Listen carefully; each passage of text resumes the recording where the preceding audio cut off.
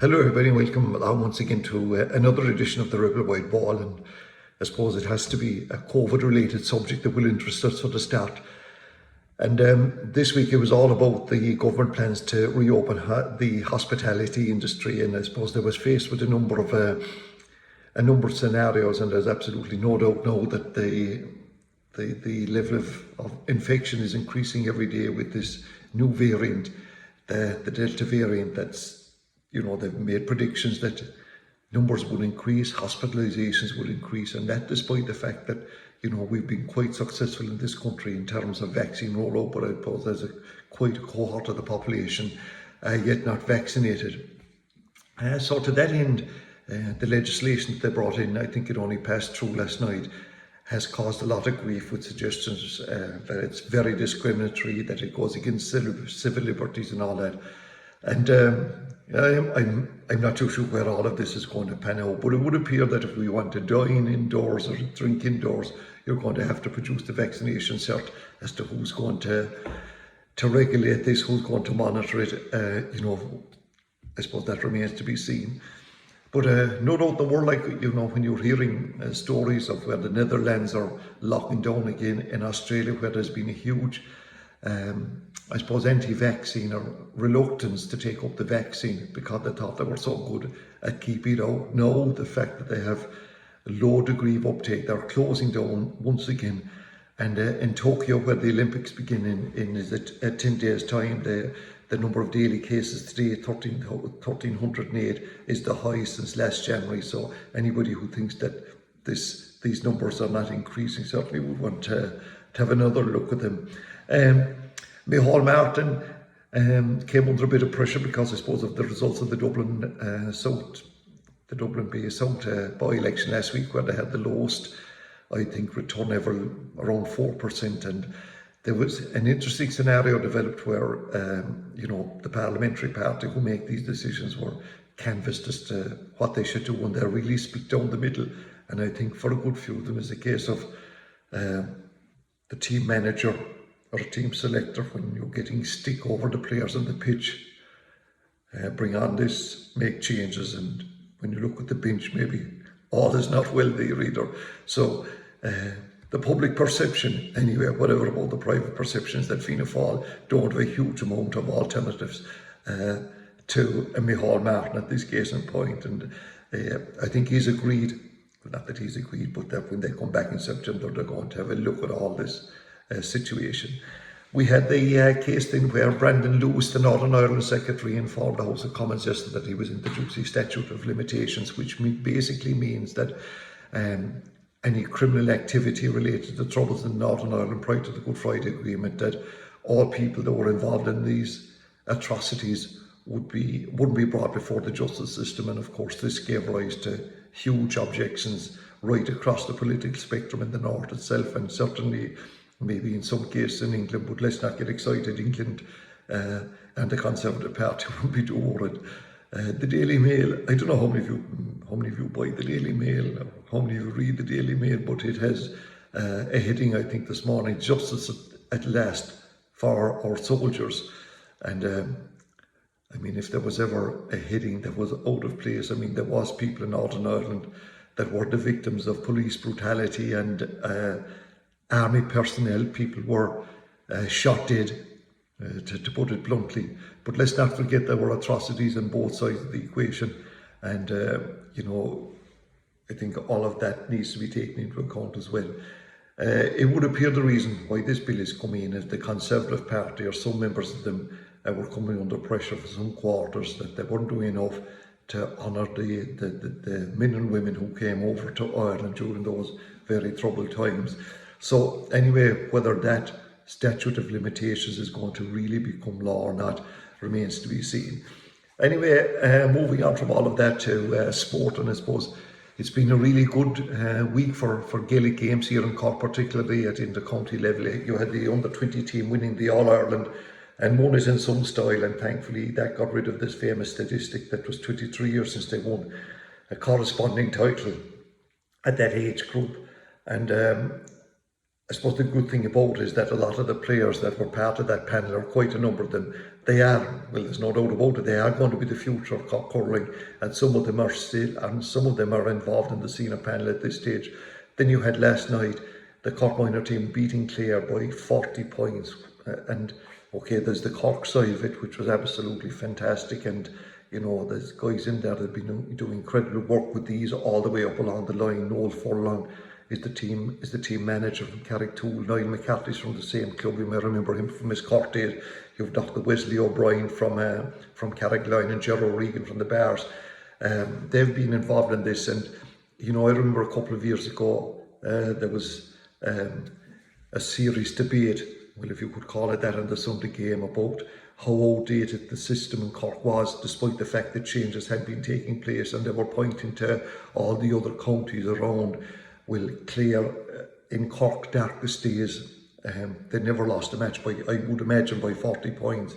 And whatever about the victory pointing towards great story in Cork, it added fuel to the negativity that is surrounding Gaelic games in Clare. And there's so much, it appears, in fighting, so much grief, that I think the result last night, Cork would be delighted with it. They go on and they play Limerick now in 2 weeks' time in the semi-final. But for Clare, I think there's going to be a lot of soul searching after that.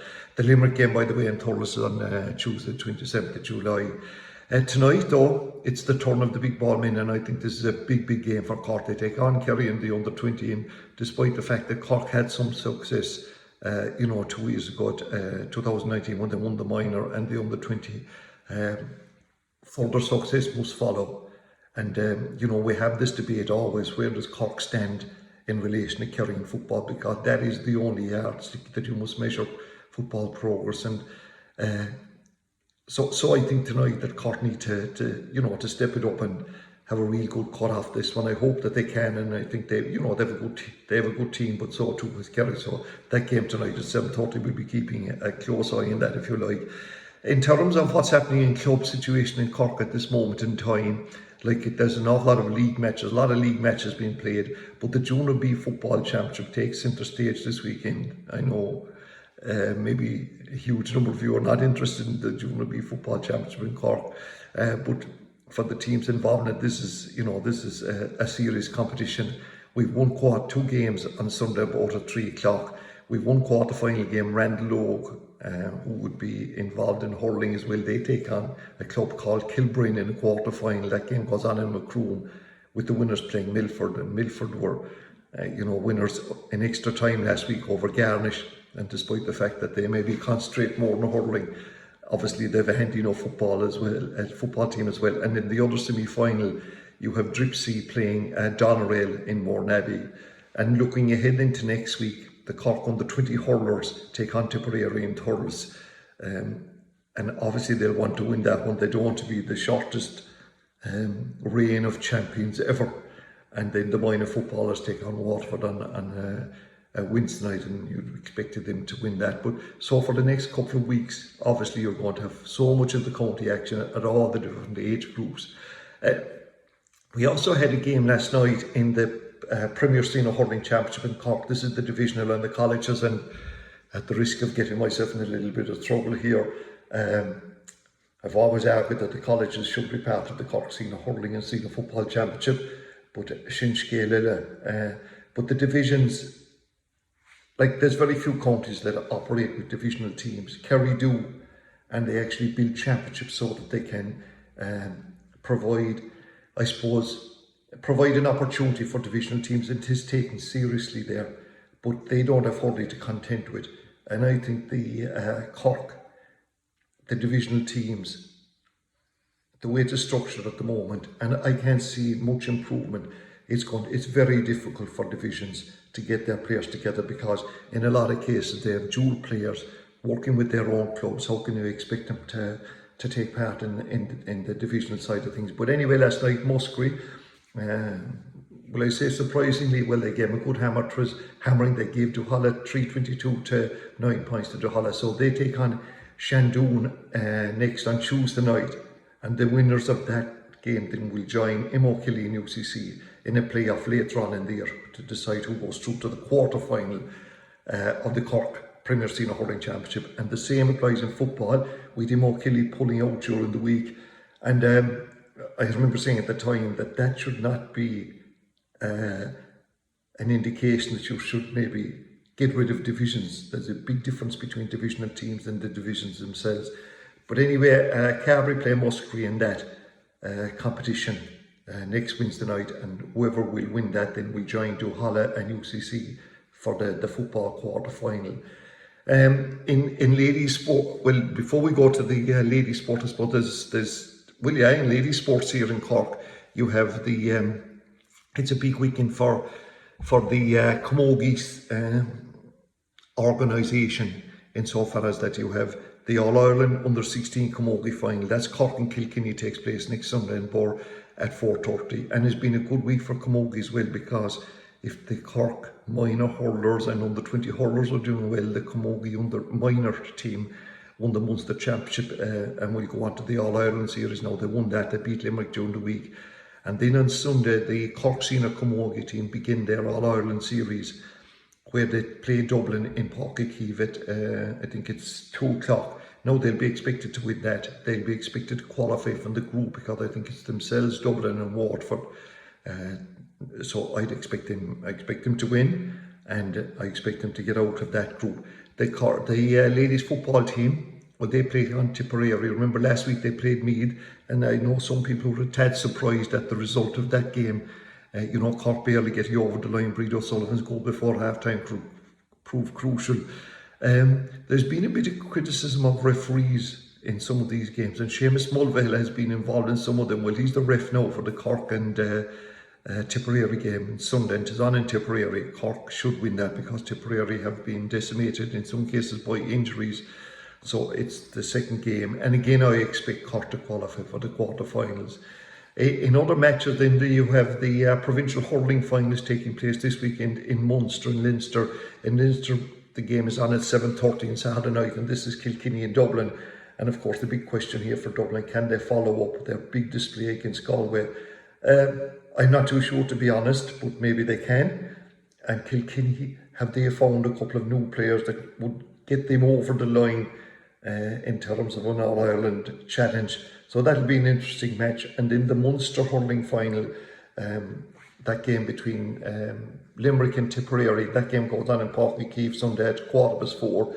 And I suppose Limerick, look, they will be the favourites, because the cup for this particular year, it's the Mick Mackey Cup. It's the first time the cup is presented, and Limerick are a proud county, and they would want to be the first team to win that particular cup. So they're going to be, 2 huge games, and interesting matches as well in the qualifiers. And remember, Cork and Galway got boys, and they will be out next weekend. The draws to be made next Monday. But the 2 games in the qualifiers that are of interest, the big one at 1:30 on Saturday is Clare versus Wexford. There'll be 2 evenly matched sides, and of course the added scenario then, which kind of stems what we spoke about earlier, this problem in Clare with the Fitzgeralds and others involved in it. Well, you have the Clare manager on Sunday, Brian Lowe, and he'll be up against Davy Fitzgerald. And I mean, this game between Wexford and Clare is nearly distilled down to that particular battle. Clare have been improving, and I think this is Wexford's last chance saloon, without any shadow of doubt. If they were to lose, I think Davy's on his way home to where, I'm not too sure, his next county, I presume. And then you have in the other game there, I expect Waterford to get over Laois, and that Laois surprising winners over Antrim, which means Antrim now are going to be going down as far as the Joe McDonagh Cup. And like, there is a huge difference between the top teams and the Joe McDonagh teams. And by the way, the Joe McDonagh final goes on this weekend, and that's between Kerry and Westmeath, and that's a curtain raises. The Leinster hurling final on Saturday is on 5 o'clock in Croke Park. The provincial football finals are semi-finals, and at last we might get games here. And as we said to you before, like, there's no doubt now, but it's going to be a difficult job. There's going to be some sort of streamlining of the Senior Football Championship, and there would definitely be a secondary competition. But one would do, in hurling there's 4 secondary competitions, which I think is too many, but some of the teams that operate as hurling counties Like, we won't go there for a while. But anyway, the semi-finals in Ulster in the football, you have Armagh versus Monaghan, and a lot of talk about Armagh. Kieran Donaghy involved, Donny Buckley's involved at Monaghan, but at least on paper the two teams are even. And when we sit down to watch that one, you'll expect to get an even football match. And then Donegal, who just got over Derry last week, up to see that fabulous kick by Patrick McBrearty. They'll have a good match against Tyrone. So two even games there. The Ulster Football Championship, now the winners will play the Munster winners, which we'll talk about next week. But at least two matches I expect. Then in Leinster, the Ulster games, by the way, are Saturday for one of them and Sunday for the other. The Leinster semi-finals are both on Sunday at 2 o'clock and probably 4 o'clock. We've Kildare playing Westmeath. Now you'd expect Kildare to win that particular match, and then Dublin and Meath, we need to go there. But maybe we might find evidence that a few chinks in the Dublin armoury would be welcome to view, but we'll remain to be convinced. And the All-Ireland Minor Football Final of last year is taking place. And remember, the hurling final took place last week, a great game between Galway and Kilkenny. Well, you have Kerry and Derry playing on this occasion. And because, you know, you had the under-20 game, last year's under-20 final, last year's under-17 final, which is minor, and now we're talking about last year's football equivalent. Somebody said they should change the ages again. Well, you know, there's always a bit of a debate about this, but some smart Alex said, no, leave the ages the way they are, under-17, under-20, only play them a year later. Some solution to it. Moving to soccer, and of course, the Euros are over. Did you miss them? And last Sunday night, in the match between Italy and England, and it was incredible, you know, like that this English team, since the competition started, I don't think there was anything from their manager or from the players themselves that would cause you to dislike them. They're players that people admire in various Premier Leagues, week in, week out. Ordinary, decent, very well played, I would say, professional footballers. But there is absolutely no way that was a sporting context from our view last week. Like, it was all about the Britain that we don't like.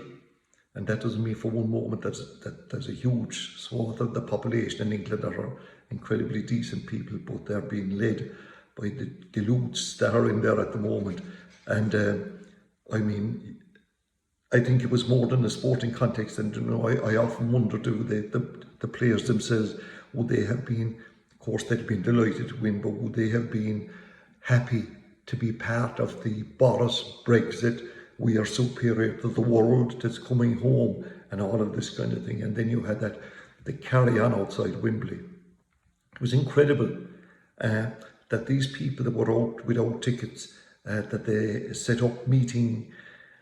They had various ways of contacting each other. They went in through the disabled entrances.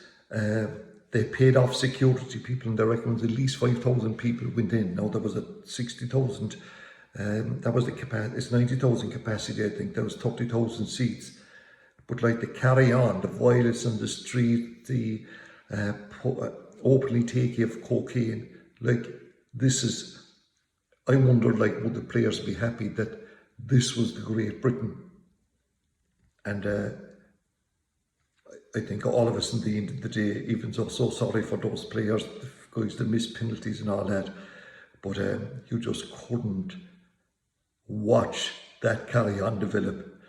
But anyway, that's it. It's all over. And the League of Ireland, back to basics here, and by God, it's fairly basic at the moment between Cork City, with Cork City and Cove Ramblers, all two representatives in it. Cork City, they play on Friday night, play at 7:45 against Wexford FC.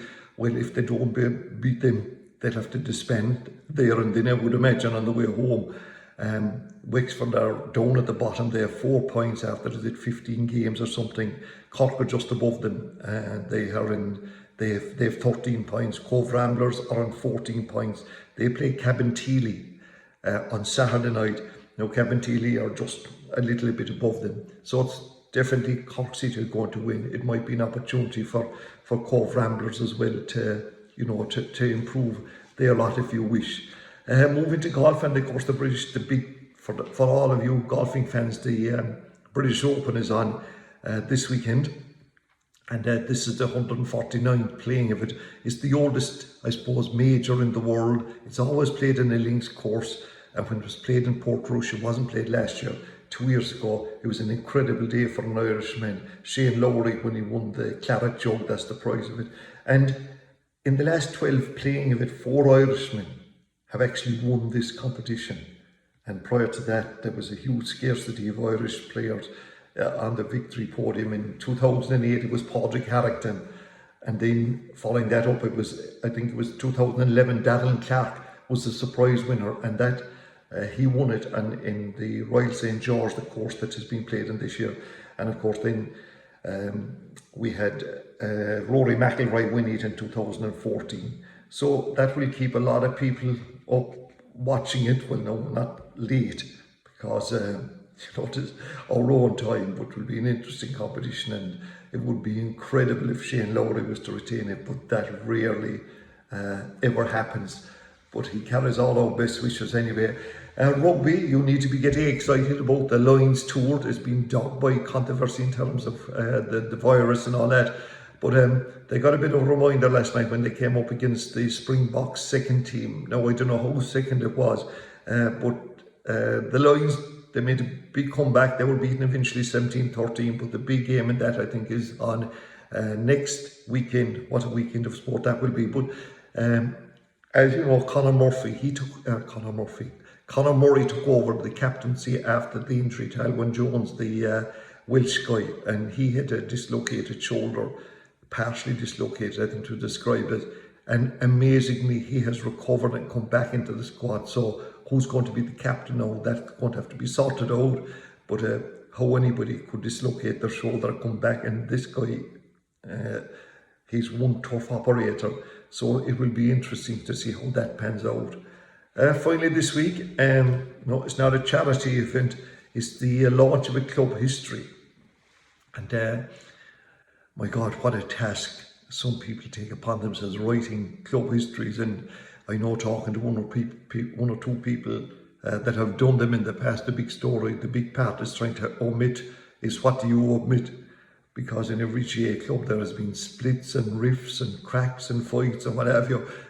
Obviously they can't receive hit paper, but I doubt if that's the case here, because Kilmeen, Kilbree GA club, I was going to say a small club in West Cork, but they wouldn't be the big hitters, but they do a great job with what they have in their population. And they've an amazing lady out there, Marie Dorgan. She's a city girl, from what I gather, moved to this place about 20 years ago and has been hugely involved in the PR side of their Camogie club, underage and adult. And she took on the job of writing the history from 1989 up to 2020. And the 170 page book will be launched on Friday night at their club grounds. And we wish them well, and wish Marie well in her exploits. They had a previous history which was written by Michael O'Mahony. So there's a complete documentation of all the official part of Kilmeen to Kilbree. So well done to Marie for her work on that. So until we meet again, take care and enjoy yourself.